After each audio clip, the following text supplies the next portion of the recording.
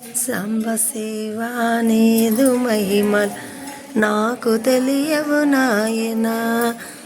గంగ ఉతకము తెచ్చి నీకు లింగ పూజలు చేద్దామంటే, గంగ ఉతకము తెచ్చి నీకు లింగ పూజలు చేద్దామంటే, ముందుగానే చేప కప్పల ఎంగిలంటున్నావు లింగ. మహానుభావ మహదేవ శంభో సాంబ శివ నీదు మహిమల్ నాకు తెలియవు నాయనా.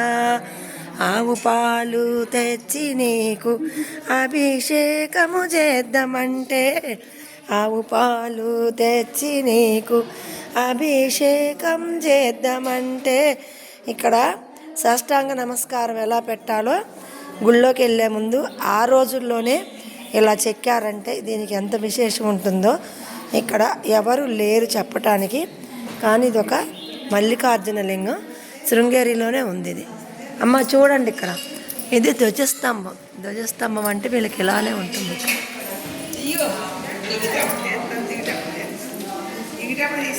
ఆవు పాలు తెచ్చి నీకు అభిషేకం చేద్దామంటే, ముందుగానే లేగదూడల ఎంగిలంటున్నావు లింగ. మహానుభావ మహదేవ శంభో సాంబ శివ నీదు మహిమల్ నాకు తెలియవు నాయనా. తుమ్మె పువ్వులు తెచ్చి నీకు తృప్తిగా పూజిద్దామంటే, తుమ్మె పువ్వులు తెచ్చి నీకు తృప్తిగా పూజిద్దామంటే, ముందుగానే తుమ్మెదల ఎంగిలంటున్నావు లింగ. మహానుభావ మహాదేవ శంభో సాంబ శివ నీదు మహిమల్ నాకు తెలియవు నాయనా. పటికి బెల్లం పంచదార నైవేద్యం పెడదామంటే, పటికి బెల్లం పంచదార నైవేద్యం పెడదామంటే, ముందుగానే చీమదోమల ఎంగిలంటున్నావు లింగ.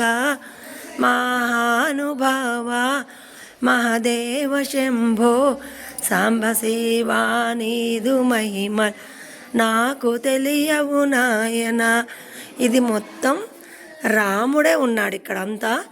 రాముడు లింగం స్థాపించటం, ఇది కూడా అమ్మవారి అనుకుంటా. ఇది చిన్న గుడి, ఇది క్లోజ్ చేసింది మేము వచ్చేసరికి. ఈ వాతావరణం అంతా రాముడు బంగారు లేడిని సమర్పించటం, అక్కడ శివలింగంతో అభిషేకం చేయటం, వీళ్ళు ఒక రాక్షసుడిని వధించటం. ఈ వాల్ పోస్టులు చూస్తే ఇక్కడ ఒక శృంగేరి గుడిది, వృద్ధ మల్లికార్జున రాముడు ప్రతిష్ఠింపజేసిన లింగమే అనుకుంటా ఇది గుడి. ఆ రాముడు ప్రతిష్ఠించిన గుడి. ఆయన అరణ్యవాసం చేసేటప్పుడు ఈ రాముడు ప్రతిష్ఠించిన లింగం ఇది. ఇక్కడ కేరళలో ఇప్పుడు మన శృంగేరి దగ్గర అక్కడే వధించాడు. ఇక్కడ రాక్షసుడు వధించిన తర్వాత లింగ రూపం అయింది. మరి స్టోరీ ఏంటో తెలియదు. ఇక్కడ రాక్షసుడు ఒళ్ళో ఉన్నాడు శివయ్య లింగం. మరి ఇది అంతా కన్నడ, మనకి తెలియదు, తమిళ్ కన్నడ తెలియదుగా. బంగారు జింక, బంగారు లేడి, వాళ్ళు వనవాసం చేసేటప్పుడు సీతారామ లక్ష్మణులు. చాలా బాగుంది ఇది. ఈ స్టోరీ తెలుస్తుందేమో, కొడదాం నెట్లో చెప్దాం.